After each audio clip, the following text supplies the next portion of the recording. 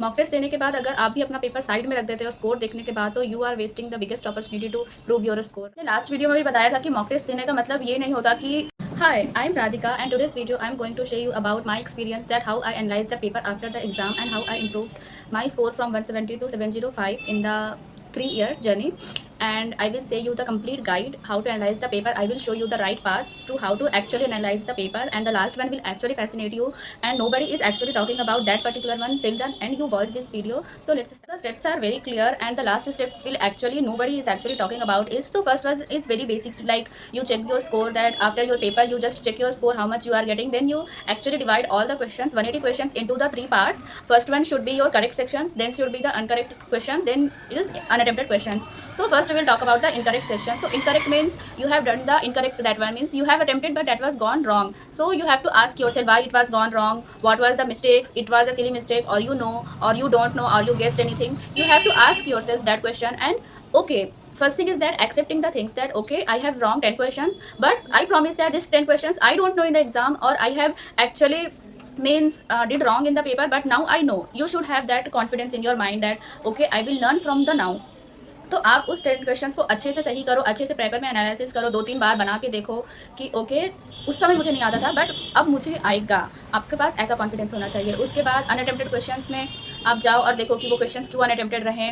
Then you like analyse like why it gone wrong, और आप क्यों नहीं अटेम्प्ट कर पाए, और क्या वो आउट ऑफ एनसीईआरटी था या आप उसे आता हुआ आपको टाइम लैग कर गया, या क्या हुआ, कुछ उस समय सॉल्व कर रहे थे कैलकुलेशन में हो नहीं पाया, means you have to analyse and again check out. And the last one is like corrected questions. Corrected questions के बारे में एक्चुअली मैं कोई भी नहीं बात करता कि लाइक सही तो हो गया अब क्या देखने के होते हैं, but the things start from there only. Like पहले आप करेक्टेड क्वेश्चंस को 2-3 बार एनालाइज करो कि ये क्वेश्चन करेक्ट हुआ, इसका एग्जैक्ट मेथड क्या था, मैंने वो मेथड अप्लाई किया था कि नहीं किया था। करेक्ट क्वेश्चंस को लोग ओवरव्यू नहीं करते, बट एक्चुअल इंप्रूवमेंट वहीं से स्टार्ट होता है। क्या पता ऐसा भी होता है कि हमने गेस किया और वो सही हो गया, हमने 1-2 तुक्का मारा वो भी सही हो गया, उतना कॉन्फिडेंट नहीं थे हम एग्जाम में, लेकिन वो बाई चांस भी सही हो जाता है, तो फिर हम ऐसा हो जाता है कि लाइक वो तो सही हो गया, उसको क्यों ही देखना।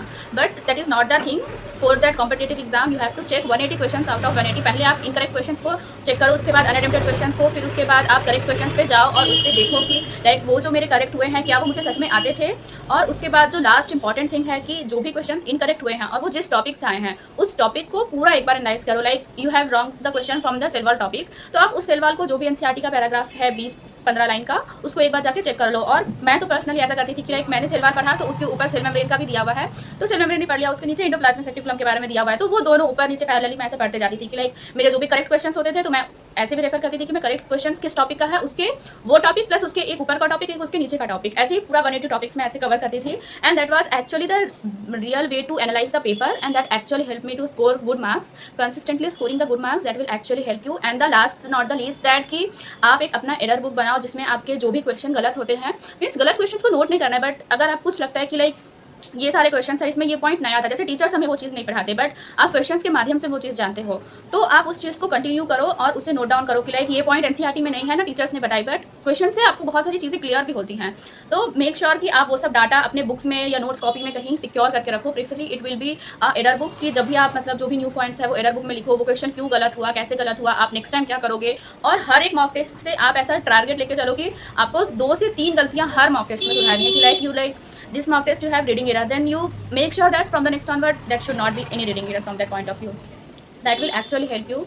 So if you want to know anything more I will please comment. Last video में भी बताया था कि मॉक टेस्ट देने का मतलब ये नहीं होता कि हम 720 आउट ऑफ 720 या 700 मार्क्स को स्कोर करें। It is about to score the maximum marks. अगर आप नीट 2025 का एग्जाम्पल दे सको तो आप समझ सकते हो कि exam is not about solving the total question, it's about solving the most of the question which you know.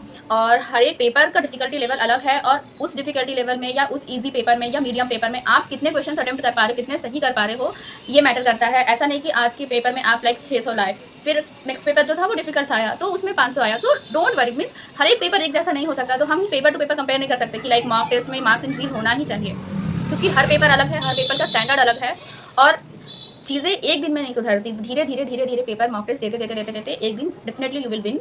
Trust your self, and तब तक के लिए बाय बाय।